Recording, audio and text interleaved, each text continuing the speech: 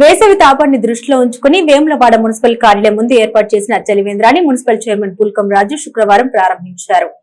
ఈ సందర్భంగా ఆయన మాట్లాడుతూ ఎండల తీవ్రత పెరుగుతున్న నేపథ్యంలో ప్రజల సౌకర్యార్థం ఈ చలివేంద్రం ఏర్పాటు చేసినట్టు తెలిపారు. మున్సిపల్ కార్యాలయానికి వచ్చే ప్రజలు, పాదచారులు మరియు పట్టణ ప్రజలు ఈ చలివేంద్రం సద్వినియోగం చేసుకోవాలని ఆయన కోరారు. వేసవిలో ప్రజలకు తాగునీటి ఎద్దడి కలగకుండా మున్సిపల్ యంత్రాంగం తగిన చర్యలు తీసుకుంటుందని ఈ సందర్భంగా ఆయన పేర్కొన్నారు. ఈ కార్యక్రమంలో municipal commissioner Sampath Kumar, municipal vice chairman Narala Shekar, వివిధ వార్డుల కౌన్సిలర్లు మరియు మున్సిపల్ సిబ్బంది తదితరులు పాల్గొన్నారు.